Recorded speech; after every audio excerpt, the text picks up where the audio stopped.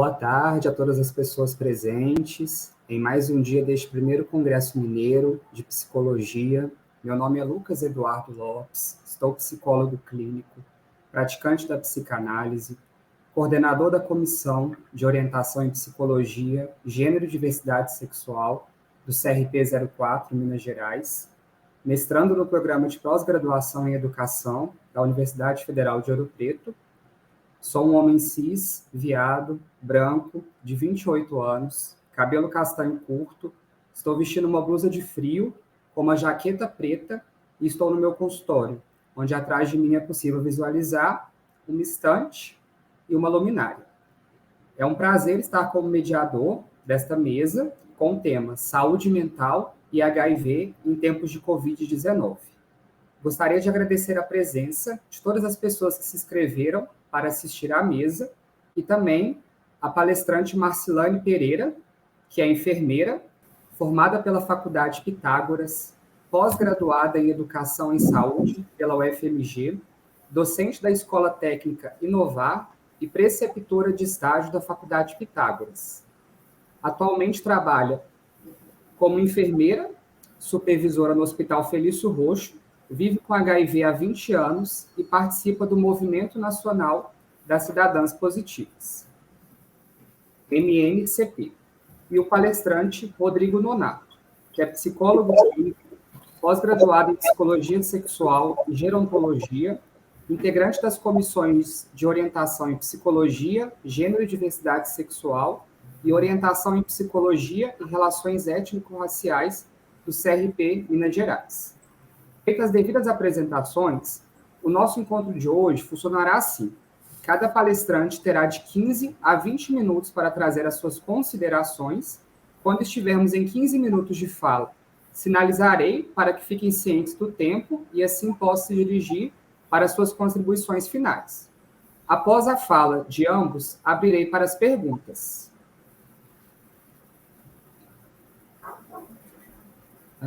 Deixadas no chat. Após a rodada de perguntas, tanto a Marcilane quanto o Rodrigo poderão fazer as suas falas finais, antes de encerrar a mesa. Além disso, peço também, por gentileza, a cada um de vocês, que antes de iniciar suas considerações sobre o tema da mesa, façam também uma breve autodescrição, ok? Sem mais delongas, o objetivo do nosso encontro de hoje é se debruçar sobre 3 temas de suma importância para a psicologia e a atuação daquelas e daqueles que exercem a profissão. Me refiro à saúde mental, HIV e Covid-19. Passo, então, a palavra para a nossa palestrante, Marcilane. Boa tarde, como o Lucas me apresentou, então eu estou de camisa florida, na sala da minha casa, eu uso um óculos grande, cabelo cacheado, e estou feliz em participar desse congresso com vocês. E sendo enfermeira e num congresso de psicologia, né, a gente fica pensando assim, o que nós podemos falar, né, na questão da psicologia e relacionada à saúde mental, HIV e Covid. Achei muito importante o convite. Nos 2 trabalhos de conclusão de curso que eu tive, todos 2 eu tratei sobre o HIV e a mulher. E na graduação eu falei sobre a gestação, o parto e o puerpério. Na pós-graduação eu resolvi falar sobre a qualificação dos profissionais de saúde perante as mulheres HIV, que desejam engravidar ou que descobrem o diagnóstico na gestação. Então, a gente sabe que nós temos uma sociedade, né, onde a gente ainda tem estigmas, preconceitos, né, e a mulher, por ela falando assim da mulher, que ela se transmite pelo HIV de uma via sexual, a partir do momento onde ela tem essa infecção, ela se sente totalmente podada via sexualmente, porque vários profissionais pensam ou falam que nós não podemos ter vida produtiva e nem vida sexual após o HIV, né? Mas nós sabemos aí que hoje, após pesquisas, existe o I igual a I, que se você está indetectável, você não transmite, né? Então, foi uma pesquisa aí que veio de anos e a gente tem essa descoberta. E é muito importante a gente falar sobre os profissionais de saúde diante da mulher que vive com HIV e AIDS, porque a mulher, a gente percebe, eu faço parte de vários grupos que vivem, né, com mulheres que vivem com HIV, que às vezes abandonaram o tratamento por causa dos profissionais de saúde, né, por eles não terem uma qualificação adequada para trabalhar com pessoas que vivem com HIV, principalmente mulheres, né. A gente temos vários relatos nos grupos, e um deles foi que quando uma mulher engravidou e ela estava com HIV, o médico chamou ela de irresponsável, né? Mas nós sabemos também que quando a gestação ela é feita acompanhada de um infectologista de forma correta, essa transmissão ela diminui praticamente a 0%. Nós temos vários casos de mulheres no nosso grupo que têm filhos e todos eles são negativos, né? E aí a gente vem hoje falando da questão da pandemia, né? Que foi um momento muito, muito triste para a gente na questão disso. E essas mulheres que vivem com HIV hoje, por serem, a maioria delas, mulheres negras, arrimos de família, com a questão da pandemia, elas tiveram uma perda muito grande, né? Financeira, estrutural. E muitas dessas mulheres, elas perderam o companheiro, seja ele por abandono, seja ele por óbito. Então, essas mulheres, elas são pai, mães, né? Elas têm que sustentar a casa, elas têm que fazer todo um processo e ainda viver com HIV, né? Pensar numa doença ainda que é uma doença estigmatizada, uma doença que você pensa que você vai morrer, né? Todo mundo sabe que aí a gente fala de HIV, todo mundo tem um pensamento do Betinho, do Cazuza, e ninguém imagina que eu, com 20 anos vivendo com HIV, enfermeira, né, dou aula, sou casada, meu marido é uma pessoa soro discordante. E aí, nessa situação da pandemia, essas mulheres, com a perda dos auxílios, então elas tiveram que se inventar de alguma forma, né? E essas mulheres, elas tiveram que fazer um trabalho árduo com isso. Nós, do MCP, que é o Movimento Nacional das Cidadãs Positivas, a nossa bandeira é sobre a reprodução e a saúde sexual. Então, nós temos aí um grupo, que é do nacional, que trabalha com pessoas que vivem com HIV e mulheres, onde a gente sempre faz algo em prol de alguma mulher que esteja precisando, a gente sempre fica sabendo, então a gente tem os nossos movimentos, a gente consegue ajudar. Então, nós percebemos muito que a questão da pandemia, além do HIV e a saúde mental, elas sofreram muito com isso. Na questão do tratamento, teve pessoas que ficaram, né, não puderam ir à consulta devido à falta de passagem, né? Aí a medicação faltou durante um tempo, ficamos pensando o que vai acontecer. Então, o processo da pandemia, da mulher e ainda do HIV, foi 3 fatores assim que prejudicou muito a questão da saúde mental. E eu particularmente faço terapia há uns 18 anos, desde o diagnóstico. Então, nós vemos também a necessidade das mulheres enquanto à saúde mental.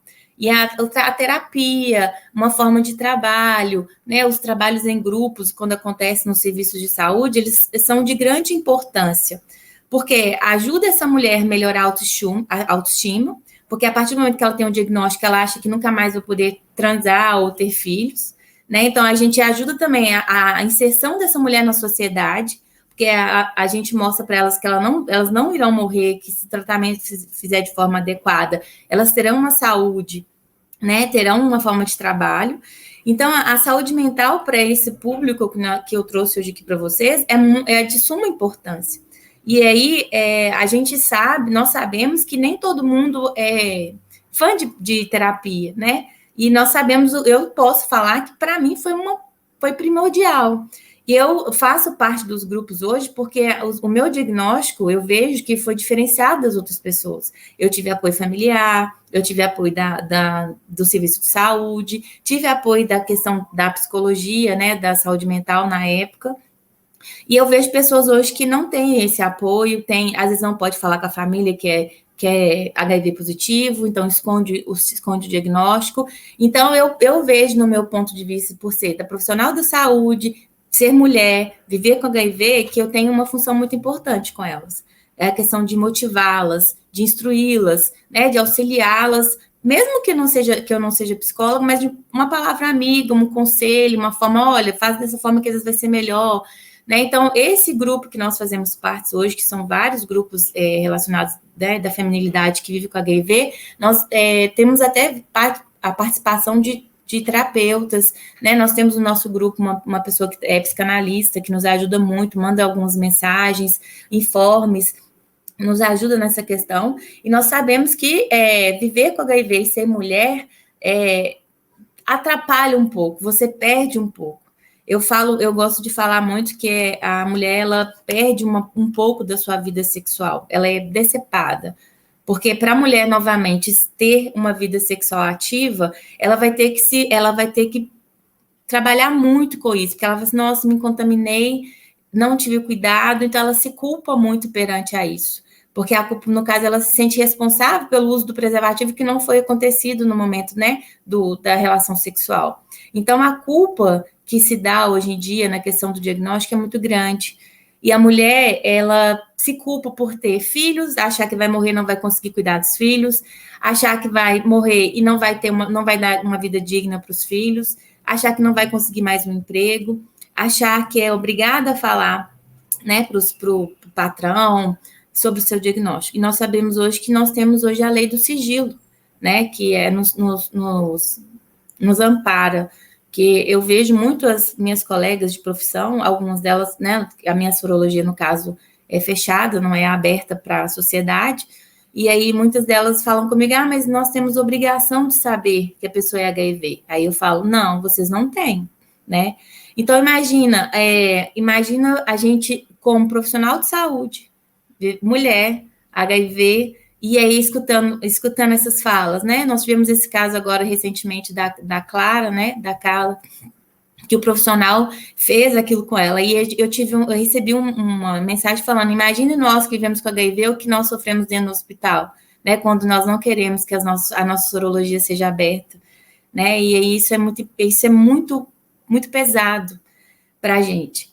Então, eu gostaria de deixar, né, de fala para vocês, informando que é muito importante a questão da saúde mental, seja ela em qualquer âmbito, né, falando principalmente da vida das mulheres que vivem com HIV, é um papel muito importante, mesmo elas achando que às vezes não tem necessidade. Eu acho que seria muito importante os programas de saúde inserir, né, novamente, porque a gente teve umas percas na questão do SUS com tratamento quem vive com HIV, e aí os grupos de apoio, né, os grupos de pacientes deixaram de existir, e é uma forma de encontro, né, de você falar naquele meio onde você pode falar abertamente do que você sente, né, o que você é, né, como você vive. Hoje a gente perdeu muitas questões da relação da saúde perante o HIV, a gente teve muitas percas, né, e aí essa questão da mentalidade, da saúde mental, né, e da questão do Covid, ela trouxe para nós uma carga muito pesada perante a mulher. Que teve pessoas, né, que infelizmente do nosso grupo faleceram, ou pessoas que perderam pessoas, né. Imagine você viver com o diagnóstico, e aí teve que passar por essa pandemia, né, passando dificuldade financeiramente, pensando que ia acontecer algo que você não ia conseguir pegar sua medicação. Então, nessa época do Covid, nós tivemos muitas mulheres, assim, de uma forma um pouco desesperadora. Né? E nós sabemos que a maioria dessas mulheres são negras, mulheres são de baixa renda, né? Agora, imagine a pandemia, onde ela chegou muito forte na questão da vulnerabilidade, né? E essas mulheres que vivenciam esse tipo de trabalho, que já começaram a se superar, começaram a subir um degrauzinho, aí se vê novamente numa pandemia, onde também elas têm um medo por causa da imunossupressão, né, de ter uma contaminação muito, muito grande, né, ir parar no hospital e aí abandonar os filhos. Então, eu acho que o trabalho que está sendo feito nesse congresso é muito importante, é muito válido, sabe? É válido falar que a mulher que vive com HIV, ela tem direito, sim, de reproduzir, ela tem direito, sim, a ter uma vida sexual ativa, e é importante também o trabalho junto a essa mulher, que às vezes descobre o diagnóstico no momento da gestação, que é o momento de vulnerabilidade dela, que é o momento que a gente sabe que muitas doenças autoimunes, elas aparecem, né? Então, é um momento de fragilidade dessa mulher. E aí ela tem o filho é negativo, é alegria para ela, ela consegue ter esperança novamente. Então, eu agradeço você, agradeço o Lucas, obrigado, Rodrigo, obrigado, pessoal, pela participação nesse congresso. Fico muito feliz em poder falar, como mulher que vive com HIV, sobre a saúde mental nessa época de pandemia. Obrigado você, Marcilane, pela participação, por essa fala também. Depois, se você puder compartilhar com a gente redes sociais, alguns links ou oportunidades de ter acesso ao trabalho que esse coletivo, que esse grupo que você participa realiza, talvez as pessoas que estão assistindo queiram se inteirar mais sobre o assunto. Aí depois a gente pode voltar nisso, tá Sim, bom? obrigada. Obrigado, viu? Agora eu vou chamar o Rodrigo Nonato para fazer a sua fala para nós. Boa tarde a todos, todas e todes. Com imenso carinho que aceitei esse convite e quero deixar meu agradecimento a todos os envolvidos. Também agradecer a Marcilane pela contribuição, pela sua fala, é muito importante, né? Ter uma pessoa que está no lugar de fala. Acho que isso visibiliza, né, a condição de cada ser. Eu estou na minha sala de trabalho, né? Eu sou um homem cis, negro, de pele escura, cabelo crespo, estou usando óculos, estou também com a camisa azul. No fundo tem a parede branca com um quadro com tulipas. E além de psicólogo clínico, eu também sou técnico em enfermagem, atuante no SAI, que é um serviço especializado, e no CTA, que é um centro de testagem e aconselhamento. A minha cidade é Divinópolis e aqui funciona tudo no mesmo local.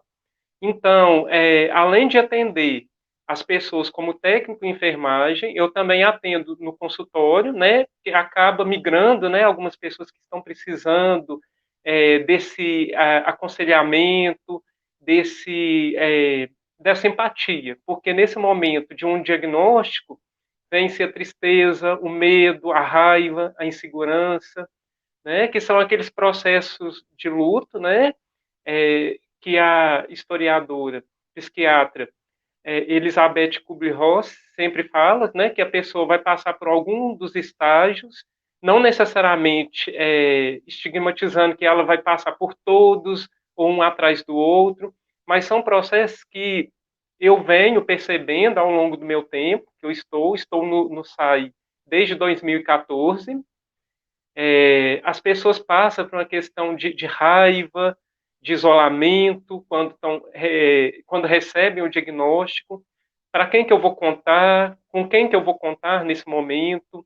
Então, por isso é importante ter uma equipe multidisciplinar que acolha a pessoa naquele momento, com a sua totalidade, porque o diagnóstico é o mesmo para todos que chegam, mas a história de vida é diferente e a forma de percepção, de receber aquela notícia de cada um, né? Depois da negação, vem a raiva, né? A pessoa se sente triste, em alguns casos, culpabilizando o outro ou a si próprio. Depois, seguindo para a barganha, que é a negociação, né? Muitas pessoas negam a sua sorologia, pedem para fazer outros tipos de exames para confirmar.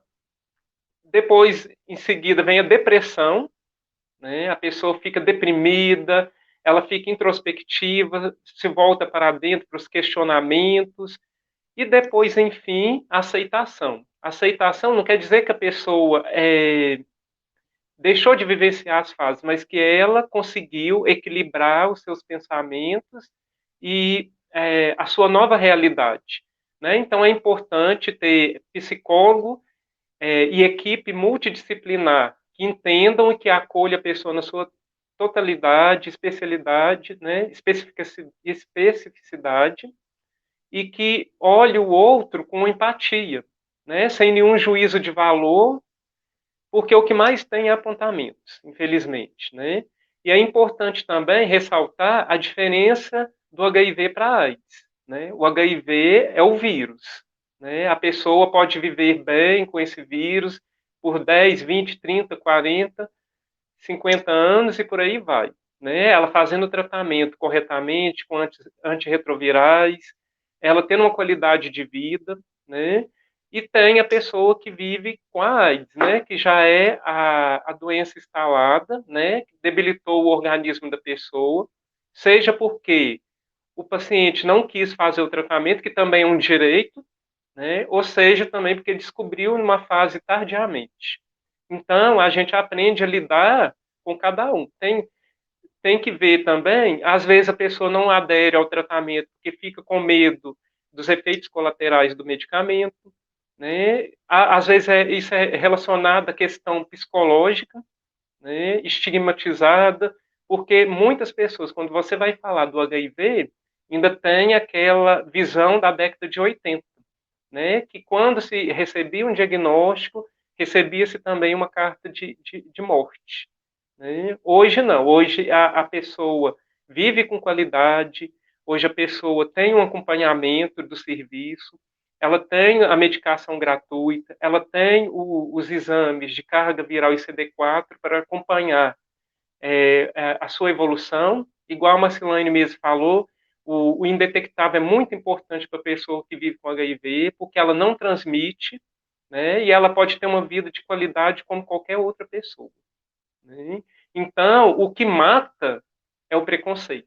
O vírus que mais mata é o preconceito, o isolamento, porque, né, igual vocês ressaltaram aí, né, Marcilane, tem uma lei que respalda o sigilo e a ética profissional do trabalhador também diante disso. Porque eu estando como profissional ali dentro, não é de interesse meu saber quem tem o vírus, quem que não tem, quem que vive com HIV. O que eu quero saber, o que eu quero conduzir é que essa pessoa seja respeitada na sua singularidade, né? Seja a população-chave, que infelizmente só mudou o nome, que antes eram grupos de risco, né? Que eram os profissionais do sexo, homens que fazem sexo com homens e gays, né? Transexuais e travestis. Né? A nossa luta é que essas pessoas que cheguem ao serviço sejam para fazer seus exames, para diagnosticar, ou seja, para fazer um tratamento, é que se respeite o nome social, que se respeite a identidade de gênero de cada qual, que respeite a pessoa em condição, em situação de rua, né? Porque vai chegar para o serviço pessoas de vários recortes populacionais, né? Então, o nosso trabalho é nesse sentido. E quando eu recebo essas pessoas no meu consultório, eu tento trabalhar da melhor maneira a empatia, a resiliência dessas pessoas diante de um diagnóstico, né? Eu tento fazer uma rede, saber com quem que essa pessoa pode contar, e se ela não tem com quem contar, pelo menos que ela consiga ter esse elo com o serviço, né? Para que ela vá lá no serviço, desabafe, né, sobre algumas questões que estão acontecendo, né? Apesar desses avanços, né, que a gente tem hoje, o preconceito infelizmente ainda continua o mesmo, né? Estou no serviço já tem 9 anos, até hoje não vi nenhuma criança verticalmente exposta nascer com o vírus do HIV. Né? Então, é estigma mesmo, é as pessoas procurarem saber, acolher, abraçar. Né? Eu sempre gosto de ter esse toque. Né? Durante a pandemia, a gente não pôde, porque nós fomos, né, proibidos e também a situação não permitia, de abraçar a pessoa, de tocar na pessoa e falar assim: você é a mesma pessoa de antes. O que você carrega dentro de si é algo que não vai ter força. Né? O seu valor, a sua essência é que prevalece. Né? Tentamos orientar os familiares, as pessoas que vão, né? As formas de contágio, né? Que é contato com secreção no sangue, secreção, o sêmen, fluido vaginal, o leite materno de pessoas que não fazem o tratamento. Né? Pessoas que estão indetectáveis não transmitem. Né? Tem que saber essa diferença da pessoa que está vivendo com HIV, que está indetectável, que não transmite, e também daquela pessoa que não está aderindo ao tratamento. Ela pode estar, né, contaminando outras pessoas e também está se colocando em risco para serem contaminadas com outras ISTs. Né? Então, a gente tenta trabalhar esse psicológico da pessoa, tenta exemplificar, explicar, trazer a pessoa para o serviço. Né? Então, esse é o trabalho de uma equipe multidisciplinar acolhedora, né? Do farmacêutico, da recepcionista, dos técnicos de enfermagem, dos enfermeiros, dos psicólogos, assistentes sociais, tudo tem que ter, né? Eu sempre falo, para trabalhar num serviço que é especializado, você tem que se despir de qualquer tipo de preconceito. Que as pessoas que vão bater na porta do serviço, tanto do serviço da enfermagem, né, quanto do serviço da psicologia, é um ser humano, né, com sua singularidade. Então, o respeito, a empatia naquele momento é essencial para que a pessoa consiga se elaborar, né, vivenciar os lutos, né, porque a saúde é a ausência da doença, né, então a pessoa acaba estando naquela situação. E lembrando também que hoje não se fala DST, se fala infecção sexualmente transmissível. Por quê? Nem todo mundo que está vivendo com o vírus do HIV, da sífilis, de hepatites virais e outras ISTs, elas necessariamente elas têm sintomas, né? Então, são pessoas que, né, têm alguma infecção sexualmente transmissível, mas que pode estar latente, que pode estar bem cuidada, né? Diferente de DST. E também acho importante falar aqui que tem nomenclaturas que não podem ser usadas no sentido que acaba desqualificando, rebaixando a pessoa. Termo como aidético, jamais, gente. Né? Foi um termo muito usado na década de 80. Hoje é pessoa vivendo com HIV, né? E tem pessoas que preferem se reportar portadores do vírus HIV. Né? Então, é esse cuidado que tem que ter. Uma pessoa vivendo com HIV não é uma pessoa vivendo com AIDS. Né? Tem a pessoa que vive com AIDS, mas para você saber essa questão só se a pessoa te falar como que está a evolução dos exames dela, como que está a sintomatologia, né? A Marcelane vai saber falar mais, que ela está mais dentro da área da enfermagem, né? Mas, assim, a psicologia, ela tem que ter essa atuação multifacetada, né? Porque a gente precisa trabalhar o psicológico, o social, querendo ou não, tem que trabalhar o social dessa pessoa, né? Em contato com o serviço social, tem que trabalhar várias questões familiares, pessoais.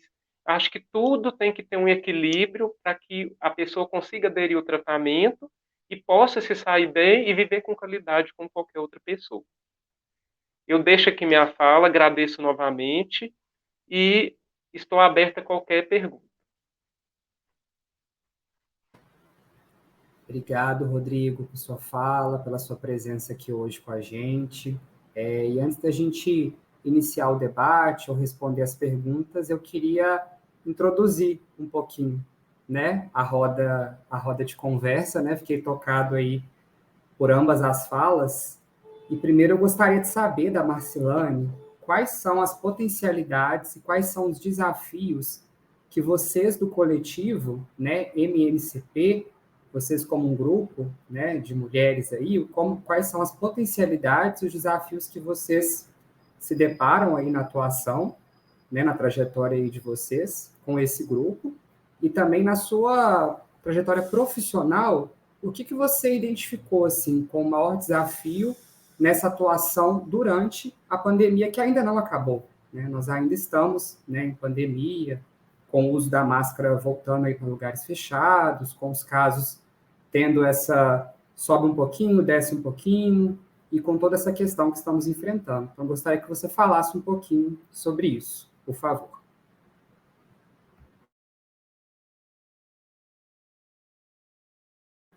O microfone está fechado. É isso.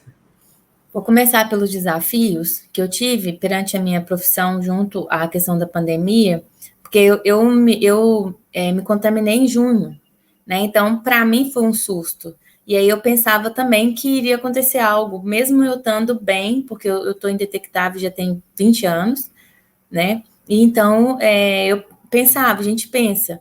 E eu pude ver várias pessoas, né, com HIV se contaminando pelo Covid. Isso para mim também foi preocupante, né? E a questão da profissionalidade perante essas pessoas era eu falando, pegando um pouco da fala do Rodrigo, a questão da empatia, né? E muitas das vezes o colega ia passar o plantão e falava assim, esse paciente aqui tem HIV, eu falo com ele assim aqui, você sabe se a sorologia dele é aberta? Se não for essa palavra que você colocou aqui agora, eu preciso que você, né, você pode apagar, porque essa informação para mim não é muito importante, E essa questão do enfrentamento do Covid na área hospitalar foi muito grande, porque nós recebemos muitos pacientes, os profissionais ficaram doentes, né, então nós tivemos uma sobrecarga muito grande, né, com escalas bem, bem pesadas, e sem contar com os pacientes que a gente ainda descobria que estavam com Covid na ala de internação, que não era uma ala de contaminados, né? Então, para nós também foi um período complicado nessa questão da área da saúde. Agora, falando da potencialidade dos grupos, quando nós participamos do grupo, eu faço parte do MCP já tem um tempo, a questão de nós podermos nos unirmos, de às vezes colocar no grupo uma dificuldade que estamos tendo com medicação, uma dificuldade que estamos tendo com algum médico que não quer trocar a medicação de um paciente, a dificuldade de chegar no serviço de saúde, algum serviço de saúde deixando de funcionar, aí quando nós estamos em grupo, nós vemos o tanto que nós somos fortes e o tanto que nós nos ajudamos, né? Porque essa rede de apoio que nós temos, que seja nacional, né? Então, tem pessoas que conseguem contatos, conseguem informações, os direitos humanos, assistente social, e aí nós conseguimos dar um pouco de reviravolta nessas questões. Não é uma coisa fácil, e não é uma coisa rápida, mas nós fazemos um trabalho de formiguinha, né? Ele é um pouquinho a cada dia, mas nós conseguimos chegar no nosso lugar e nós conseguimos resolver alguns problemas que não são passados no grupo. Então, quando nós nos unimos como mulher, né, que vive com HIV, quando nós nos damos força, assim, nós amamos força às vezes de onde não tem. E além do grupo do MCP, eu faço parte do grupo também, que é um grupo que eu fazia parte, nós pegamos as mulheres e fizemos um grupo. Então, às vezes, nós estamos tristes, chateadas, ali a gente desabafa. É um lugar um grupo que a gente fazia parte, era um grupo grande, e tinha uma diversidade de gênero, tinha muitas pessoas diversas. E aí a gente não tinha abertura para falar da nossa sexualidade. E aí, quando a gente criou esse grupo, a gente fala, né, da questão de se tocar, da questão do orgasmo, da questão de se relacionar com outra pessoa que ainda não sabe do diagnóstico. E aí nós contamos as nossas experiências, nós conseguimos passar para as outras mulheres que têm segurança, essa segurança de conseguir se relacionar com outra pessoa, de conseguir, de iniciar-se o conhecimento do próprio corpo, né? Que às vezes acha assim, eu não vou querer mais me relacionar com um homem. Então, vamos ter outras formas de você sentir prazer, ter outras formas de você conseguir se satisfazer sem uma penetração. E essas são as potencialidades do grupo que a gente faz parte, essas redes de conversas, né, essas tira dúvidas.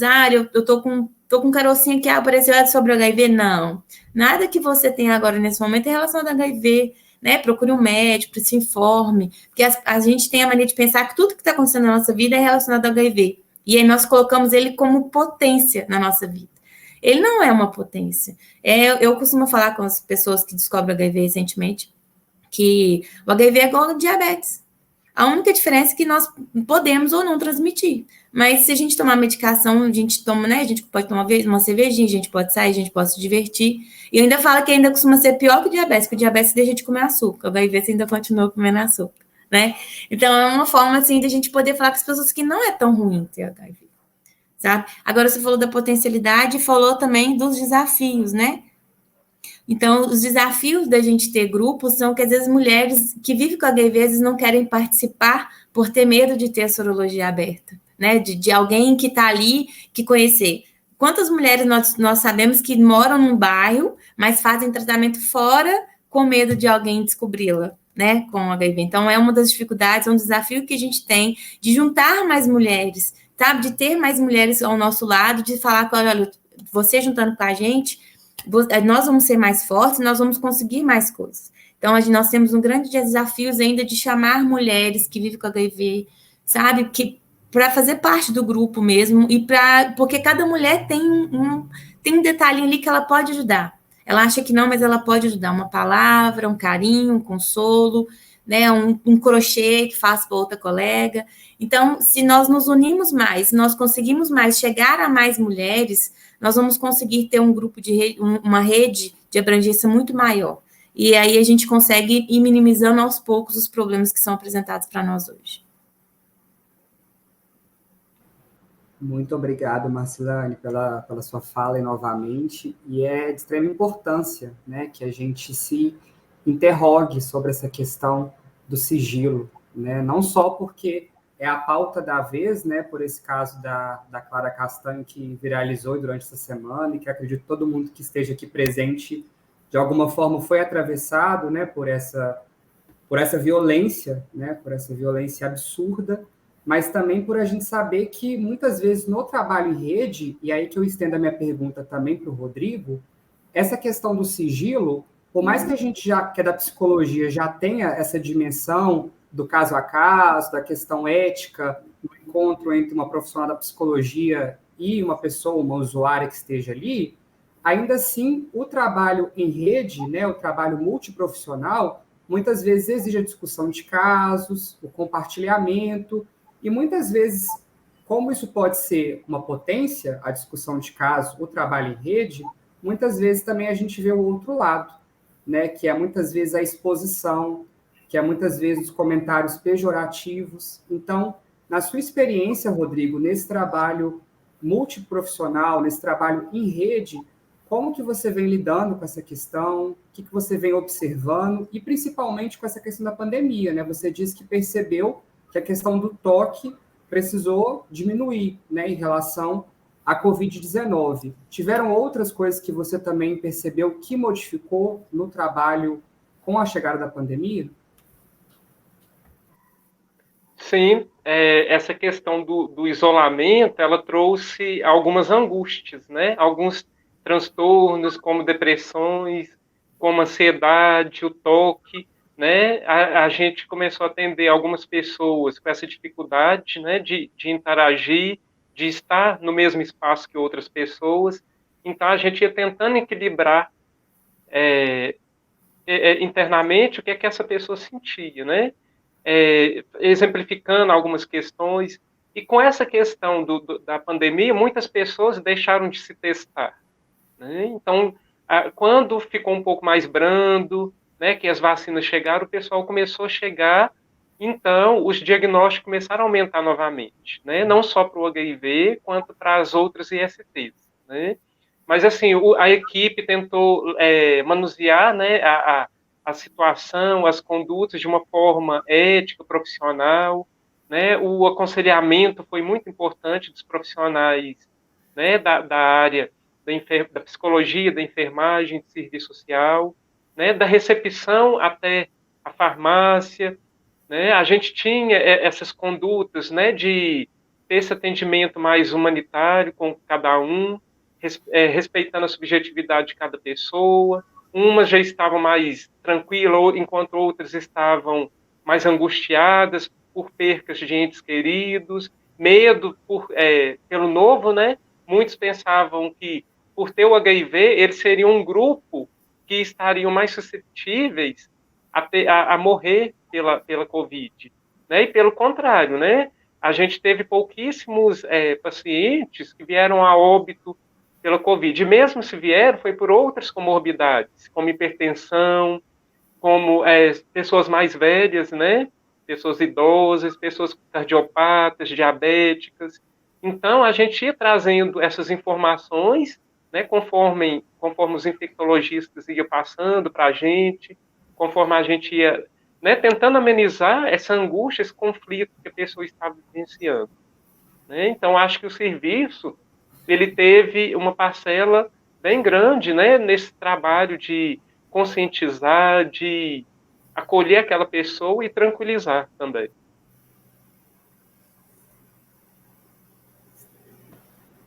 Muito bem, Rodrigo, obrigado aí pela sua fala. Enquanto as pessoas se organizam para fazer alguma pergunta, né, para vocês dois que estão aqui hoje com a gente, eu vou ler alguns comentários que fizeram aí durante a fala, e para vocês também ficarem cientes do que estão comentando, tá bom? A Eliana Moura comentou: não precisamos ter HIV para juntarmos no enfrentamento ao preconceito e sorofobia. Muito bem, importantíssimo mesmo. Ela também comentou: viver com HIV é possível, com preconceito não. Ela também disse: acolhimento sem preconceito, sem julgamento e sem juízo de valor. Acolhimento humanizado e com respeito. Isso que nós, do MNCP, queremos. Lucas, eu tive a honra de estar numa mesa com a Eliana Moura, quero mandar um abraço para ela, dizer que eu admiro muito, né? É uma pessoa que tem uma partilha excelente, né, de vivência, uma pessoa que admiro muito e espero encontrá-la em breve, porque é uma troca de aprendizado. Do mesmo jeito que eu estou aprendendo com a Marcelane, com você também, acho que é importante, né, dessa visibilidade e o lugar de fala para as pessoas que vivenciam essa situação ou que convivem com alguém que tem o vírus, né, e ter mais empatia pelo outro. Muito bem, Rodrigo. Também compartilho do sentimento, né? Também conheço a Eliana Moura, pessoa e o trabalho dela, e ela é incrível mesmo, uma pessoa fantástica. Um abraço para você aí, Eliana. Ela também comentou, né, que somos profissionais, mães, filhas, enfim, somos muito mais que um vírus. Exatamente. A Flávia Fabiana Martins Casagrande comentou que enriquecedora essa mesa de hoje. E aí, por enquanto, né, o que apareceu no chat foi isso, né? Vamos ver se vai aparecer alguma pergunta aqui para a mesa. Enquanto isso, se você quiser dar o contato, Marcelane, sobre esse grupo, né, sobre o trabalho que você comentou, se tem alguma rede social, algum lugar que a gente possa ter acesso, né, e saber mais sobre. Tá no mudo.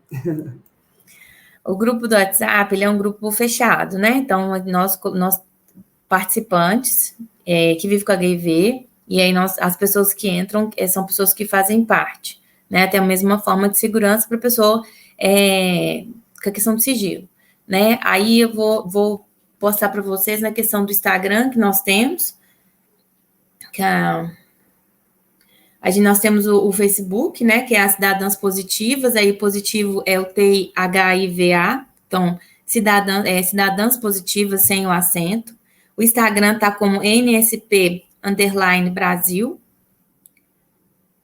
Nós temos também o site, que é o mncp.org.br. Lá a gente tem várias informações, né, várias formas, vários trabalhos das mulheres que vivem com HIV. E no YouTube nós temos um canal também, né, que é só que você clicar Movimento Nacional Cidadãs Positivas, você consegue encontrar páginas. E tem vários trabalhos falando, né, sobre vivência, tem uns vídeos que foi nos mostrado, se eu não me engano, no início do ano, né, sobre alguns vídeos que elas fizeram, da vida da mulher, da vivência, da ida ao serviço de saúde, desse processo, então bem lúdico, de uma forma bem diversificada, para poder mostrar para as mulheres o dia a dia, né? Então a gente tem esse grupo, que é muito importante, eu gosto muito de participar, ele me anima muito, apesar de ultimamente estar um pouco ausente, mas nós sabemos as informações, nós tratamos sobre todos os tipos de informações que aparecem, a questão de política, a questão da sexualidade, a questão da diversidade de gênero. Então, nós temos um grupo bem aberto e bem diversificado, né? Então, os assuntos lá são, além de falar do HIV, que nós temos esse assunto, mas nós também falamos de coisas cotidianas, de receitas, né, de dietas. Então, é um grupo bem dinâmico, muito bom. E até porque um grupo é isso, né? A gente não fica rodeando só o mesmo assunto, né? A ideia é que seja plural mesmo, e que vários atravessamentos apareçam. Sim, muito bom. A Beatriz comentou aqui também no chat, né? Muito obrigada pelas contribuições riquíssimas desse encontro. E a Bruna Chaves Leal fez uma pergunta que eu acredito que seja para vocês dois. Aí vocês podem ver quem responde primeiro, tá bom? Quais as queixas psicológicas mais comuns que vocês, no caso, né, percebem com o convívio com as pessoas com HIV? As queixas mais comuns... Pode falar primeiro, Marcelane? Tá. As queixas mais comuns que a gente percebe é que a pessoa... o enfrentamento, né, diante daquela sorologia, o medo, né, de vazar alguma informação do serviço, essa insegurança, né, algumas pessoas também com pensamentos, com ideações suicidas, né, não vou generalizar aqui, mas a gente tenta ter esse cuidado, esse manejo com as nossas falas, uma fala mais simplificada, né, para atingir todos os públicos, porque, pelo contrário que muitas pessoas pensam, né, tá em várias esferas, né, tanto da pessoa com nível, com analfabetismo, quanto a pessoa com ensino superior, né. Infelizmente, não é um grupo de risco que existe, a gente nem usa mais esse termo, né, são situações de risco que colocou aquela pessoa, né, diante daquele risco, né, daquela sorologia, mas que ela também não tem que ser julgada, né? Muitas pessoas falam assim, mas eu fui vítima, outras falam assim, eu procurei com minhas próprias mãos, né? Tudo faz parte daquele processo do luto que eu falei lá do início, mas a gente tenta não culpabilizar ninguém, né? Trabalhar isso na pessoa, porque até então o foco principal é a adesão dela no tratamento, é ela aprender a ter esse conhecimento da sua nova realidade, né? A queixa, às vezes, esses transtornos psicológicos, que às vezes a pessoa já tinha antes do diagnóstico e só veio acentuar, né? Quando ela já estava, né? Recebendo ele em mãos, né? Então, essas queixas é mais voltada para isso, né? Como que vai ser de agora em diante? Como que eu vou me equilibrar?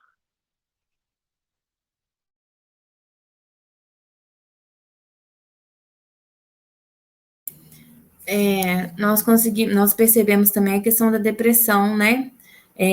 Mesmo a questão hoje em dia os medicamentos ansiolíticos, eles são uma porta aberta, né, para a sociedade, vamos dizer assim. Então, nós vemos muitas pessoas como esse sentimento de luto e sentimento de morte, né? Então, é a questão quando a pessoa fala assim, eu vou morrer, eu não vou viver, se eu ficar doente, aí a pessoa fala assim, eu tô emagrecendo, o pessoal vai saber que eu tô com HIV. Então, esse estigma da imagem, da magreza, né, de a pessoa não conseguir, é muito grande. E o uso das medicações ansiolíticas, elas, no nosso grupo, no meio que eu vejo, é muito comum as pessoas utilizarem, né, essas questões sobre a depressão. Às vezes a pessoa não está deprimida, às vezes a pessoa passa por um momento de tristeza, né, então aí às vezes ela o momento dela onde ela pode tratar e pode trabalhar essa questão da tristeza, na questão da saúde mental, seria muito importante. Nós deixaríamos muito de fazer uso desse ansiolítico, né? Então, a questão psicológica da pessoa hoje, perante a mulher que vive, eu não vou achar mais um parceiro, eu não vou poder mais me relacionar, né? Como que eu vou contar para a pessoa que eu vivo com HIV? Então, essas questões psicológica da pessoa, de saber que ela vai achar que ela vai viver o resto da vida sozinha, que ela não vai conseguir se relacionar, né? Que ela não sabe se pode contar para qualquer pessoa, porque aquela pessoa que às vezes que ela confia vai contar para outra. Então, a questão psicológico da pessoa que vive com HIV/AIDS, ela é diversa, que a gente pode falar da questão, né, do luto, da depressão, da perda, né? Igual, por exemplo, eu me infectei de uma pessoa que eu era casada com ela, e 2 meses depois ela veio a falecer, e eu tinha 17 anos na época. Né? Então, a questão da perda, né, do luto, além do luto da doença, você ainda tem o luto de perder alguém. É muito comum hoje, a gente sabe que as pessoas falam assim, não tem gente morrendo de AIDS. Nesse menos de 2 anos, eu vi pessoas, sim, que infelizmente deixaram de fazer o tratamento por causa dos benefícios, porque eles queriam manter os benefícios, muitos benefícios foram perdidos. Essa pessoa não queria perder o benefício, ela queria ter o benefício novamente, então ela deixou de tratar. E aí, infelizmente, ela teve as doenças oportunistas e ela não conseguiu voltar. E ela, né, ficou do estado mesmo que as pessoas pensam que vai ficar. Sabe? Então, nesse período de 2 anos, eu fiquei sabendo recentemente de 2 perdas assim, de pessoas que abandonaram o tratamento e aí tiveram, infelizmente, o óbito por causa das complicações que levam a AIDS, né? Ou que leva, a pessoa já estava com a doença já no organismo. Então, a pessoa saber que ela vai perder o diagnóstico, perder um benefício que ela tá recebendo há muito tempo, também desestrutura, né? Como é que eu vou fazer? Como é que eu vou voltar a trabalhar? Né? Mas tem pessoas que têm oportunidade de trabalhar, e a pessoa, ela às vezes não tem o desejo de ir, por quê? Não saber se ela vai ter que fazer o exame, ou não saber como é que ela vai ser aceita, as consultas que às vezes você tem que faltar ao serviço para ir numa consulta, que às vezes a consulta demora o dia todo, né? Um exame, você vai fazer um exame, às vezes, de sangue, você não sai de lá menos que 10 horas da manhã. Então, essas coisas são prejudiciais para a vida dessa pessoa na sociedade, né? Ela fica pensando, que desculpa que eu vou dar no meu trabalho? Eu vou ter que falar do meu diagnóstico? Então, a questão psicológica da pessoa são diversas. Cada pessoa tem a sua história, cada pessoa tem a sua vivência, cada pessoa pega para si a questão da vítima. Ah, eu me contaminei, vou passar para outra pessoa. Ah, eu me contaminei, a culpa é minha. Né? Então, a forma de trabalhar, né, de vocês, no caso da psicologia, vai ser de uma forma que a pessoa vai levar para vocês a questão, né? O que tá te impactando? Qual que é o sentido que o HIV tem para a sua vida? Porque às vezes a pessoa pega o HIV e coloca ela no pedestal, né? Mas ele não tem que ficar no pedestal. E também não tem que ficar guardado. Ele tem que andar comigo, sabe? Eu sou um hotel onde ele mora aqui, ele, né? Ser desse jeito. Então, eu não preciso abandonar o HIV, não preciso esquecer que ele existe. A minha mãe falou comigo assim, falei com ela, eu estava comentando com ela que meu sonho ainda é ser uma pessoa ativista, e para isso eu preciso abrir minha sorologia. Mas eu ainda tenho algumas dúvidas, alguns medos por eu ser enfermeira e trabalhar isso ainda. Aí minha mãe fala assim, mas você não tem nada, você é normal. Eu falei assim, mãe, eu sei, te entendo perfeitamente o que a senhora fala de normal, mas eu convivo com a doença e convivo com pessoas que convivem com essa doença. E a minha história, ela pode ajudar muitas outras pessoas. Né? Então, a minha mãe tem um pensamento, eu respeito o pensamento dela, mas aí trabalhar isso com ela também, para mim, não importa, eu não preciso trabalhar com ela, eu preciso trabalhar comigo. Né? Eu preciso trabalhar essa parte comigo, porque eu sei que eu convivo com vírus e tem 20 anos que eu não tenho nada, né? E eu tenho uma família, eu tenho escola, dou aula. Aí as pessoas falam assim, mas você trabalha demais, você é sobrecarregado. Eu falo, não, eu amo o que eu faço, e foi pelo HIV que eu quis ser enfermeira, porque foi quando eu fui ficar com o pai do meu filho que estava internado no hospital, foi que eu tive esse sentimento de querer ajudar e fazer diferente. Eu falei comigo, quando eu for ser um profissional de saúde, eu vou ser diferente, eu vou fazer diferente. E o meu intuito hoje em dia na sociedade, perante ao profissionalismo de saúde, é isso. É fazer o meu trabalho de uma forma diferente, empática, sabe? Trazer essa pessoa, desmarginalizar essa pessoa, ela não é marginalizada, ela não vive fora da margem, trazer ela para a sociedade de novo.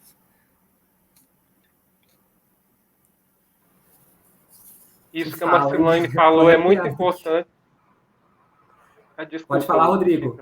Pode falar. Eu acho, assim, um conselho, né, que eu dou sendo psicólogo, é que a pessoa, né, tenha um suporte psicológico, faça uma psicoterapia, tenha um acompanhamento, não só ela, enquanto os familiares, né, que estão mais presentes, até para desmistificar algumas questões, né, igual teve uma vez, eu não posso falar muito abertamente em questão do sigilo e a ética profissional. Um paciente, ele foi diagnosticado e ele teve um processo de adoecimento psicológico, porque pela ignorância da mãe, por não saber entender o que estava se passando com ele.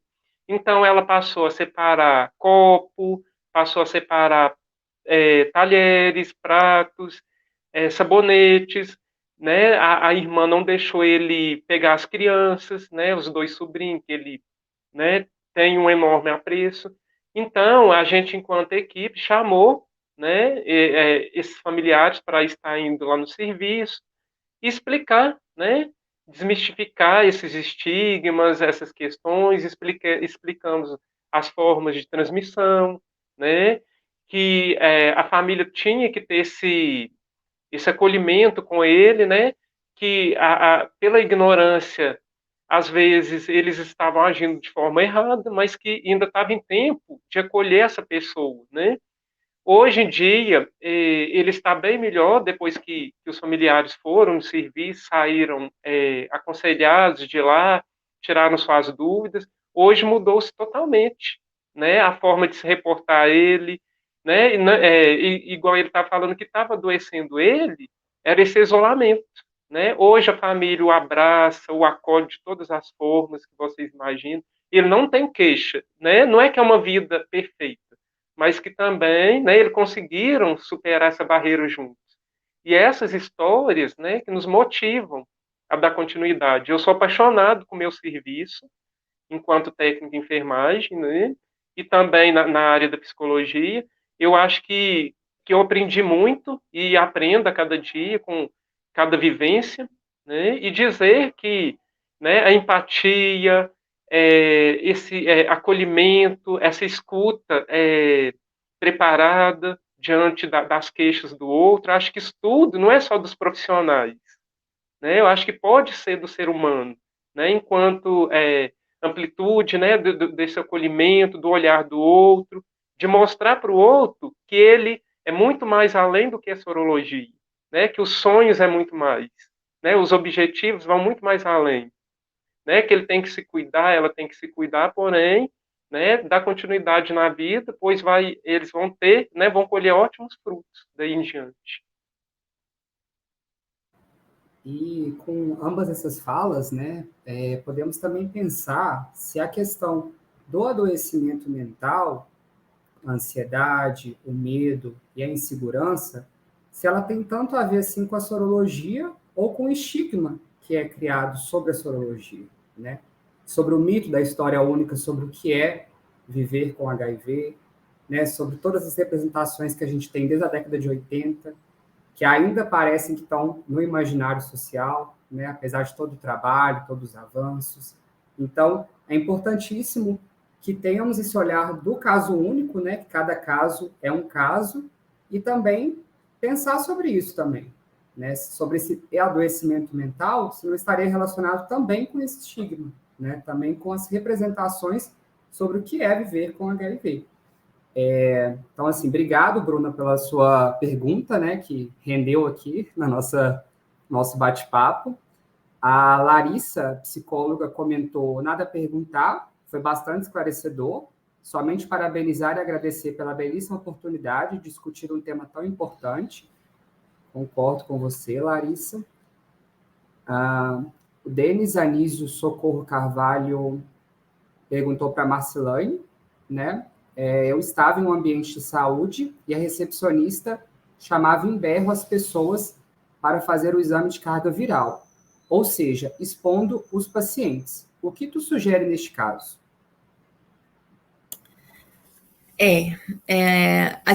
Eu, há 20 anos em forma de tratamento, a gente tinha um lugar onde a gente fazia exame, aí depois mudou o lugar para uma sala diferente, aí todo mundo sabia que ali era fazer exame de HIV, e depois mudou de novo, e assim, o local, né, o centro de referência onde eu fazia o tratamento, as pessoas às vezes ficavam sabendo, às vezes não gostavam de ir.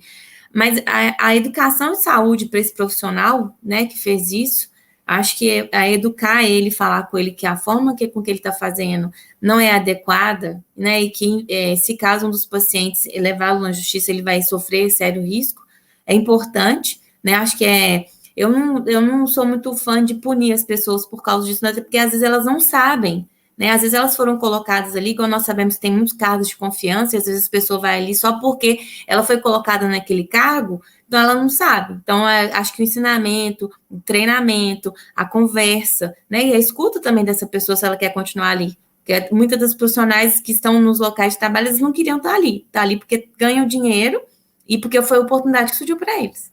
Mas eu acho que as pessoas que vivem, que trabalham nessa área, principalmente com quem vive com HIV, elas têm que ser preparadas, elas têm que ser instruídas, elas têm que saber o que elas podem falar, quais as nomenclaturas que elas podem utilizar, né? Eu acho que isso é muito importante. Então, o treinamento, a capacitação para essa profissional que fazia isso, né? E chamar uma chamada de atenção, falando com ela que né? Porque as pessoas acham que nunca vão acontecer com elas. Não é que eu estou desejando que isso aconteça com a profissional, mas ela não tem um familiar que vive? Ou ela não tem alguém próximo que vive? Né? Então, será que seria ideal? Será que se um colega dela tivesse ali e ele fosse HIV, ele gostaria de se chamar do jeito que ela estava chamando? Então, acho que informar, né? Acho que não punir, não, mas eu acho que sentar com essa profissional e saber qual o motivo que ela está fazendo isso e falar com isso que não seria uma coisa ideal, acho que é a forma mais correta de trabalhar, sabe? A forma mais correta de informar para ela o que ela está fazendo não é agradável e não é nada ético. Muito bem, Marcelane. E complementando aí a sua fala, a Eliana Moura também comentou aqui no chat, também respondendo, né, a pergunta do Denis, dizendo que Sempre que chegam relatos como esse, entramos em contato com a unidade e vamos levar informações sobre a exposição e o acolhimento e respeito, né? Então, a importância de explicar, né, essa questão do respeito, do sigilo e desse acolhimento mesmo, né, que não precisa ser pela via de uma exposição, né? Mais uma pergunta aqui, essa eu acredito que seja para vocês dois também, né, do Valdilei Almir, que pergunta: quais as maiores dificuldades com relação ao trabalho multidisciplinar sobre os pacientes com diagnóstico?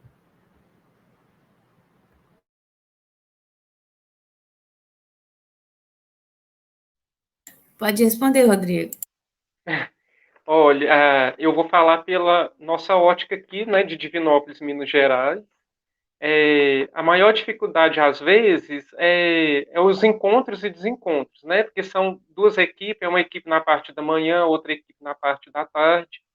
E, às vezes, tem as pessoas que têm suas condutas, seus valores, mas o que a gente trabalha muito em equipe, né, é que não deve existir o pré-julgamento, que ali somos funcionários, né, que temos nossa ética profissional, temos que ter o cuidado com o outro, com a vida do outro, né, porque, querendo ou não, eles dependem do nosso trabalho, do nosso serviço, e nosso serviço tem que ser bem feito, né? Eu tenho que acolher o outro, eu tenho que explicar, né, aquela situação, porque na maioria das vezes a pessoa é leiga no assunto, ou foi pega de surpresa com aquele diagnóstico, né, ou que hoje não tem muitas propagandas de conscientização igual se tinha antes, né, então a pessoa às vezes cai de paraquedas ali no serviço.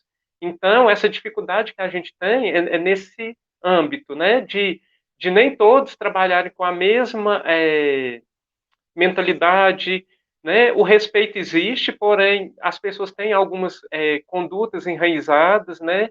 Estigmatizadas. Então a gente sempre tenta trabalhar isso. Passamos por reciclagem, por trabalhos, né, de conscientização de como devemos nos portar diante de uma pessoa que chega ao serviço, o respeito, a escuta, o olhar, né, porque acho que isso tudo ajuda a adesão da pessoa ao tratamento. Isso tudo traz a pessoa para o serviço, né, para que tudo dê certo, né? Então, é de responsabilidade do paciente estar fazendo o tratamento, mas é também de responsabilidade da equipe multidisciplinar estar segurando aquele paciente ali com um elo positivo, né?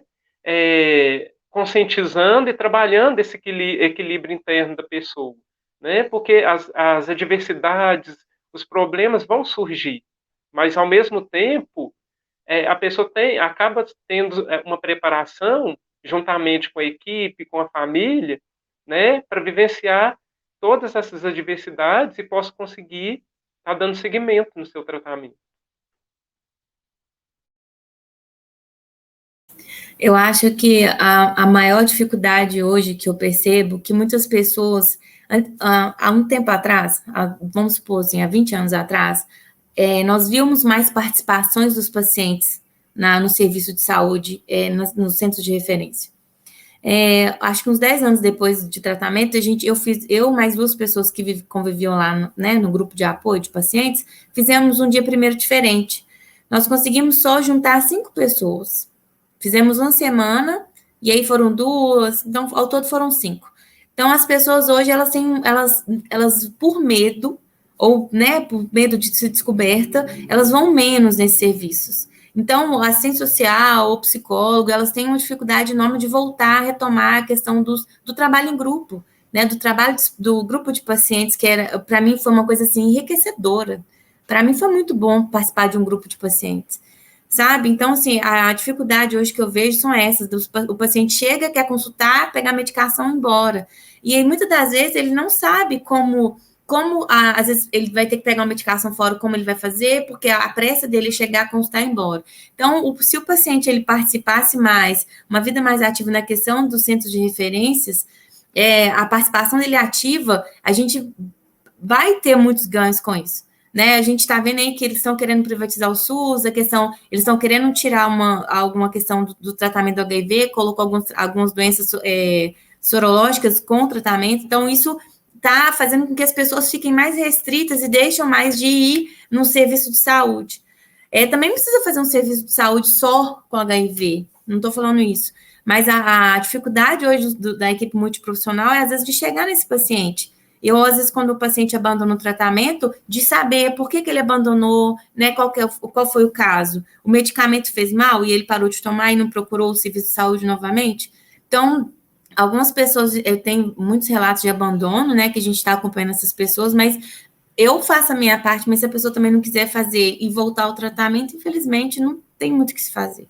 Mas a dificuldade hoje que eu vejo é dos profissionais junto com os pacientes, né, por causa desses atritos, dessas falas pejorativas, da forma de como foi recebido, sabe, de como foi amparado. Aí ele fala assim, não, vou usar aquilo lá só para constar mesmo e vou embora. Então, a dificuldade da equipe multiprofissional de chegar nesse paciente, saber algo mais e que ele faça mais parte do serviço de saúde é muito maior, muito grande.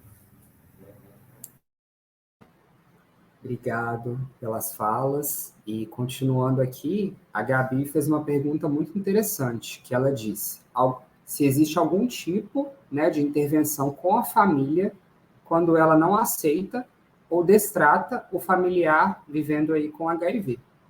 Aí eu acredito que é para ambos também a pergunta. Acho que isso... Pode falar.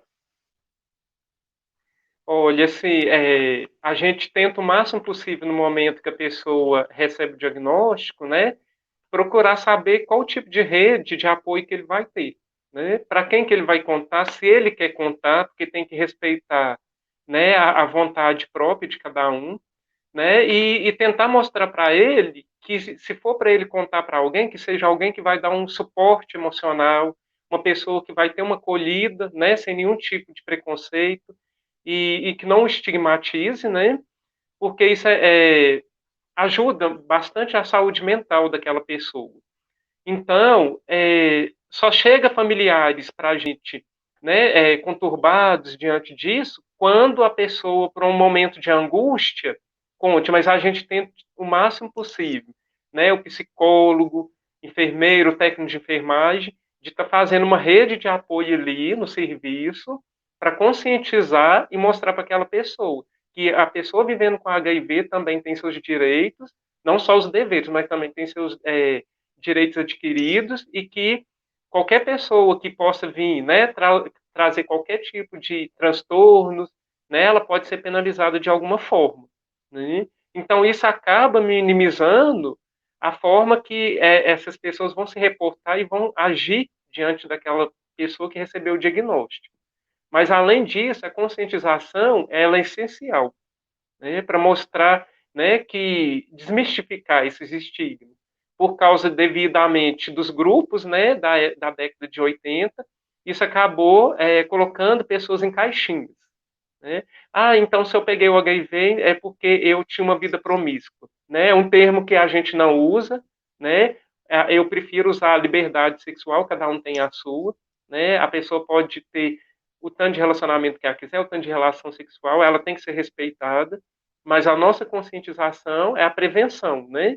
O uso do preservativo e tudo. Então, isso que a gente vem trazer para os familiares, né? O respeito, a empatia, o autocuidado, né? E a resiliência do próprio paciente diante disso tudo, né? De se posicionar e mostrar que também tem conhecimento daquela situação.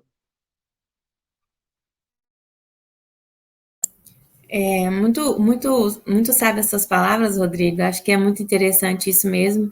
Até próprio mesmo o paciente, né, convidar o familiar ou convidar alguém da família, né, e de comum acordo, porque nos serviços com a equipe multiprofissional, a assistente social e a psicóloga, elas conseguem fazer uma forma onde aquele familiar que esteja causando aquele atrito, que esteja causando aquela situação ruim, né, pode ser uma forma de tratá-lo, né, de trabalhar com ele e a questão da sorologia da pessoa que está na residência.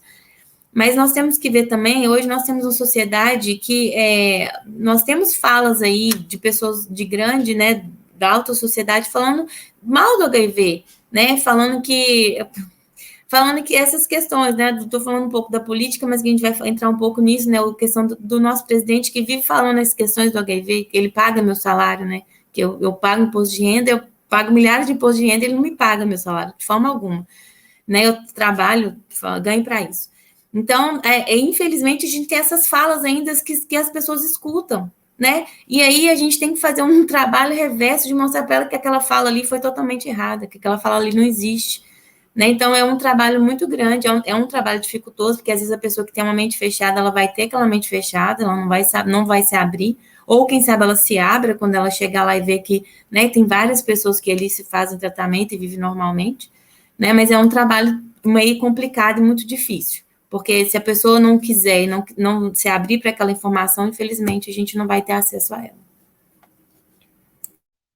Bem colocada a fala da Marcilane, a pessoa que vive com HIV não é uma despesa, né? Ela é uma pessoa com direitos, é uma pessoa que contribui, é uma pessoa, né, que está buscando seus objetivos, então vão ter mais empatia, até nas falas, né? Então, se eu não tenho algo positivo, proveitoso para falar, que eu fique calado, né? Isso que eu sempre falo com as pessoas. Se não sabe o que falar, abrace, acolha, né? Ouça, né? Mas não julgue, porque cada um tem sua vivência, cada um vai passar por alguma situação, cada um tem suas oportunidades, suas vulnerabilidades. Então, acho que está faltando mais isso, né? De governantes, de ter conhecimento da realidade de cada, né, doença, de cada infecção, de cada situação na qual a pessoa está vivenciando. Gente, muito obrigado aí pelas essas respostas tão precisas, né, e tão necessárias, dado a situação que estamos vivendo, né, tanto de desinformação quanto de aconselhar mesmo para que se espalhe, né, se propague esses mitos aí, né, essas falsas informações. Então, assim, além de trabalhar ainda com sobrecarga de trabalho, às vezes em condições nem tão favoráveis, né, que na área da saúde a gente vê que isso acontece, a gente ainda tem que fazer esse trabalho ainda de informar, né, de dar essa cientificidade, né, de aconselhar, de dizer que aquilo que ouviu, que leu, que não é verdade. Então, assim, é um trabalho, né, bem árduo, né, para as equipes aí de saúde nessa relação multiprofissional. E a Renata fez uma pergunta aqui que eu acho que vocês podem ver quem responde, né? Porque como é uma pergunta mais fechada, ela diz o seguinte: pode ter pessoas que fazem o tratamento corretamente e mesmo assim não chegam neste status de indetectável?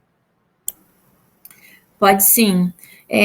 Vamos supor, as pessoas, hoje a gente sabe que o vírus ele é totalmente, ele se multiplica, ele se muta muito fácil. Nós temos vários tipos de vírus, né? Então, às vezes o médico pode iniciar uma medicação e aquela medicação não ser para aquele determinado vírus. Eu esqueci o nome do exame que faz agora, Rodrigo, se você puder me lembrar. Genotipagem. Isso, genotipagem, obrigado. Então, se o médico ele não faz o exame de genotipagem e não sabe identificar o tipo de vírus e qual medicação que vai fazer efeito, as pessoas podem sim estar fazendo um tratamento, a carga viral ainda não está indetectável. E tem pessoas também que têm alguma resistência, né, a alguma medicação. Então, hoje os casos são poucos, mas existem, mas aí é a pessoa chegar para o médico, né, conversar com o médico, saber o que está acontecendo, o médico, o infectologista solicitar o exame de genotipagem e verificar, até mesmo fazer a troca da medicação. Né, eu participei de uma pesquisa recentemente, eu era enfermeira de pesquisa, onde nessa pesquisa eram pessoas que não conseguiam mais entrar nos outros tratamentos, porque já tinham abandonado vários, então nenhuma medicação fazia, então vinha medicação de fora para fazer o tratamento. Então tem esses casos também que hoje a pessoa, por vários abandonos, o vírus fica resistente, porque ele costuma se potencializar, ou até mesmo com relações de protegida de um vírus com o outro, se muta ali dentro da própria pessoa, e aí essas pessoas não podiam mais fazer tratamento com medicações que nós tínhamos aqui no Brasil. Então vinham medicações de fora, e essas pessoas estão nessa pesquisa já tem uns 5 anos, elas estão indo muito bem. Então, tem medicamento, sim, que infelizmente não deixa a pessoa indetectável, mas é coisa de se conversar, fazer exames e saber qual a medicação correta para poder a pessoa voltar e ser indetectável, passar a ser indetectável. Se eu tiver falado alguma coisa errada, Rodrigo, pode me corrigir. Quer complementar aí, Rodrigo?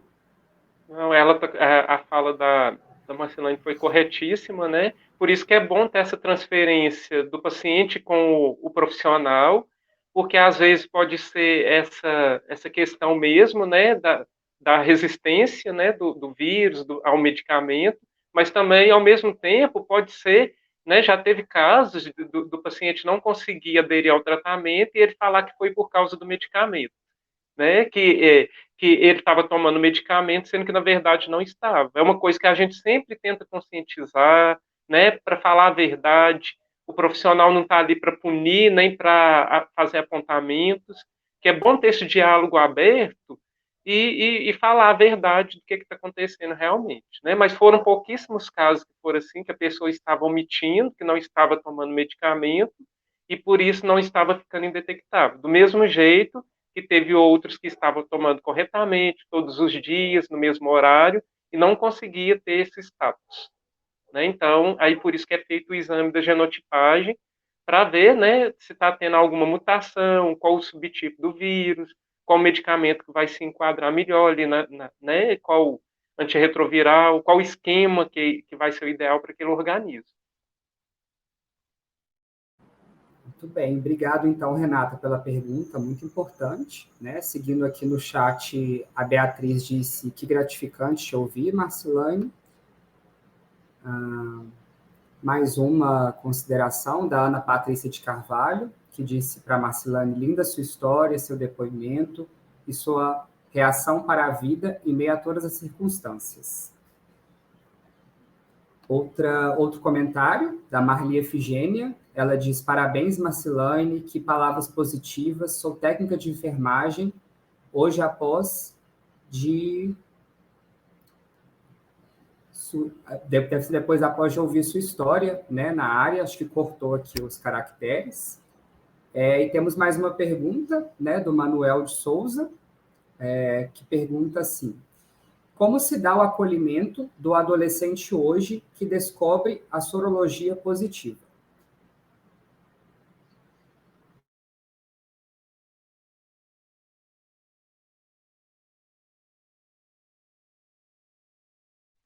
Olha, o acolhimento, né, ele é baseado na questão, se for uma pessoa, né, um adolescente menor de 16 anos, geralmente tem que ir com um responsável, né, para estar acolhendo, até mesmo para ter respaldo, porque para fazer alguns exames, né, ter algumas condutas, precisa de ter alguma pessoa de maior para se responsabilizar pelaquela vida, né?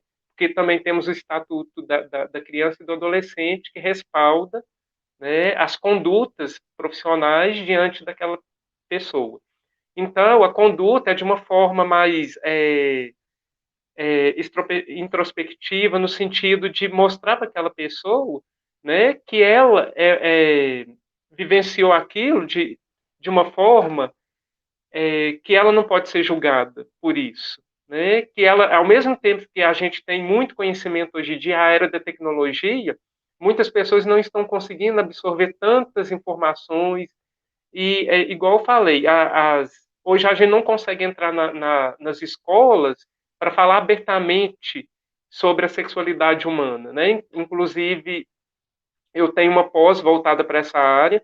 Quando eu vou falar nas escolas a respeito da sexualidade humana, porque eu tenho que abordar orientações sexuais, identidade de gênero, reprodução humana, né? Então, aí eu sou podado nesse sentido. Já me passa um cronograma do que eu posso falar, né? Então, a gente acaba tendo essa dificuldade, não só eu, como outros profissionais, seja da educação, da área humana. Então, vem essa dificuldade daí. O adolescente de hoje, ele não teve essa visão do que era a AIDS da época de 1980. Muitos, quando vão fazer a testagem, falam assim, hoje tem um tratamento, se eu tiver o HIV, se eu pegar a AIDS, vai ser fácil de resolver. Aí a gente tenta conscientizar, né, que aquilo é um estigma, né, que se viver com HIV é tranquilamente, tem o tratamento, mas ainda continua existindo os estigmas, os preconceitos, as questões pessoais de cada um. Então, o serviço tenta manusear as informações de uma forma mais jovial, né, para que aquela pessoa entenda e os familiares também consigam absorver de uma forma positiva e menos punitiva, para que aquele adolescente consiga fazer o tratamento e dar seguimento, né? Porque a nossa função é que aquele paciente tenha uma adesão positiva ao tratamento, que ele se torne indetectável e que ele pode ter uma vida com qualidade. Né? Explica também da prevenção combinada, que eu acho que é importante falar. Né? Hoje temos a PEP, né, que é a profilaxia pós-exposição, até 72 horas, né? A pessoa pode procurar um serviço. Geralmente é para a pessoa que teve alguma exposição, né? O preservativo estourou, ou não usou por alguma medida, né? Dos dois. Um profissional da área da saúde que se acidentou com pérfuro cortante, e a pessoa que passou por uma violência sexual, então ela pode estar procurando serviço para ela ter essa profilaxia, né? Que é da APEP. E tem a PrEP, que a pessoa vai usar antes das relações, antes da situação. Pode ser de casais soro diferentes, que um tem o vírus e o outro não, né? Mas, assim, hoje em dia a gente trabalha mais com a questão do indetectável, porque se a pessoa está indetectável, ela não vai transmitir para a outra, né? Mas se ela quiser ter uma prevenção combinada a mais, ela é de direito dela. Para os profissionais do sexo que têm múltiplas exposições, homens que fazem sexo com homens, ainda tem querendo ou não, tem esses recortes, né? E também tem outras questões, o uso do preservativo masculino, feminino, o gel, são insumos que são, né, liberados através do serviço, que não precisa ter vergonha de ir lá pegar, né? E não tem que dar satisfação também. Eu quero pegar e pronto, né? Funcionário nenhum tem que ficar fazendo apontamentos. Então, a gente sempre tenta trabalhar com isso, tentar conscientizar para que não tenha maiores números de pessoas que sejam contaminadas por ignorância, por falta de conhecimento.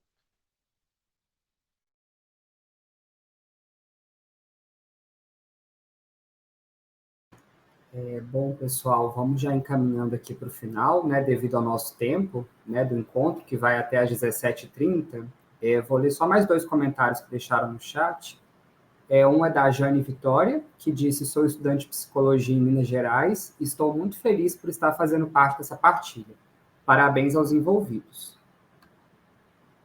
E a Luciene de Araújo disse: boa tarde, muito enriquecedora essa mesa. Muito obrigada, Marcilane e Rodrigo, pelas contribuições muito valiosas.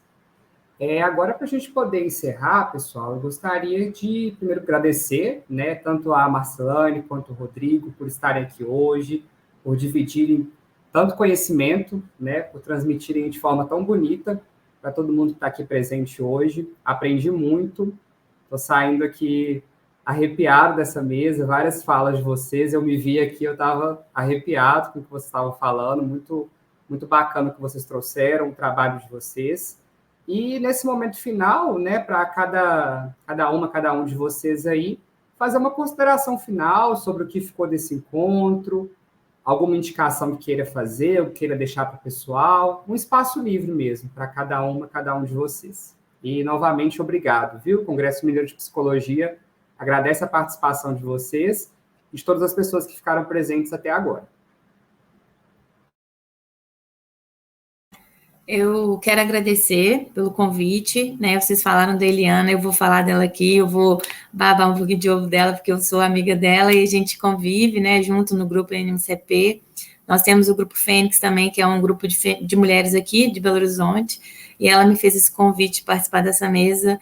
Deu um pouco de frio na barriga, foi a primeira vez de participar, né, de participar, assim, desse evento, de abrir um pouco a minha sorologia, igual eu falei, até então ela é fechada para a sociedade, mas para os profissionais eu costumo abrir, não tem problema.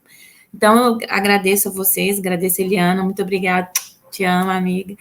E foi muito enriquecedor para mim também, ter vocês nesse momento. E eu gostaria de falar com vocês aí, todos os participantes desse congresso, né, que tenham mais empatia, né, que tenham mais benevolência com as pessoas que têm um diagnóstico, seja qual que for, a gente está falando de HIV, mas seja qual der um câncer, né, acho que a dar a notícia é uma questão muito importante. Você pode traumatizar a pessoa, ou você pode fazer com que aquela pessoa vai viver o resto da vida. Né? Então, tenham, né, consciência de como dar um diagnóstico, de como falar, né, de como se portar. Desculpa, eu falo muito que as pessoas às vezes não imaginam que eu tenho, né? Então, às vezes eu tô num grupinho e escuto pessoas falando alguma coisa que não tem nada a ver. Infelizmente, eu não posso chegar lá e falar determinado assunto. Então, tomem cuidado com o que vocês falam em alguns grupos, né? Porque às vezes pode ter uma pessoa ali que tá naquele meio, que tá escutando o que você tá falando e ela vai se sentir ofendida, né? Abracem essas pessoas, né? Porque eu acho que a gente fala de HIV, a gente igual o Rodrigo falou, que tem se pouco falado da questão da sexualidade nas escolas. Quando eu estava formando, eu fiz vários eventos assim nas escolas. Hoje não pode mais falar, e quando você vai falar, não pode falar mais o que você falava antes. Né? Então, tem um número enorme de HIV crescendo, pessoas se infectando, né? A questão da sexualidade. Então, que as pessoas possam ter mais consciência, pode ter uma vida mais uma vida mais liberta, mas que ela também possam se proteger, né? Que a gente sabe que tem uma pesquisa acontecendo no mundo inteiro, que esqueci o nome da pesquisa, não, mentira, Mosaico, que é uma pesquisa que fala, né, da vacina do HIV. Eu fiz parte dessa pesquisa durante um tempo, e é muito importante saber que tem pessoas sim lutando, tem pessoas sim estudando para descobrir mesmo a cura, ou para descobrir formas de tratamento onde você não vai se infectar. Isso é muito prazeroso, isso é muito importante. Né? Eu, no meio dessa pesquisa ali com HIV, as pessoas que não tinham HIV fazendo essa pesquisa, assim, é um sonho que está sendo realizado, assim, a gente sabe que vai ser a longo prazo, mas são sonhos que estão se concretizando, que pesquisas estão acontecendo, né? Então, eu quero agradecer, quero deixar aqui a minha contribuição. Se alguém tiver interesse em me procurar, e conversar comigo, querer saber mais coisas, eu estou à disposição de vocês, tá? E foi muito bom participar dessa tarde com vocês. Muito obrigada. Eu quero agradecer novamente pela oportunidade, pelo convite, dizer que estou extremamente feliz pela partilha da Marcilaine, né? Eu acho que ela, né, me espelhei muito na fala dela, através do que os pacientes passam para a gente. Tem até alguns pacientes que falam assim, Rodrigo, mas você também vive com HIV? É porque você tem uma naturalidade para falar sobre o assunto. Eu falei assim, não, se eu tivesse, eu não teria problema em falar, né? Mas assim, eu tento ser empático, porque quando você é empático, você não precisa vivenciar aquela situação. Você tem que se munir de conhecimento, porque você vai ser, né, promissor de falas que vão mudar a vida de pessoas. Então, é aquilo que eu falei do início. Se não tiver o que falar, fica calado. Abrace, né? Escute, né? Acolha aquela pessoa na sua totalidade, respeite, né? A palavra de afeto, ela traz algo muito mais produtivo para a vida daquela pessoa e para nós, né, que estão usando. Então, é ter esse autocuidado, não só consigo mesmo, mas com o outro, né, que está ali ao seu entorno, porque às vezes a pessoa não abre a sua sorologia por medo, né? Isso é angustiante, né? E também não é de obrigação, não é obrigatório que a pessoa fale, mas se você tem essa abertura, se você tem esse autocuidado, esse sigilo, você vai trazer muito mais pessoas para o seu entorno, para a sua vida, né? Quero agradecer, estou à disposição. Eu acho assim, se vocês tiverem a oportunidade de seguir a ONG Florir, né, no Instagram, são pessoas, querido Rodrigo, né? Doutor Maravilha, que eu também acho que tem uma didática, né, que engloba muitas pessoas, os positivos, né, super indetectável, desculpa. Acho que tudo para trazer conhecimento, seja qual área for, é importante a gente ter conhecimento do que está acontecendo ao nosso redor e ter essa resiliência, né, de aprendizado e de mostrar para o outro que ele tem valor, né? Deixo aqui meus agradecimentos e um abraço a todos. Muito obrigado, Marcilane, muito obrigado, Rodrigo, por essa partilha de hoje, pelas indicações também. E vou deixar uma também para vocês, umas na verdade, né?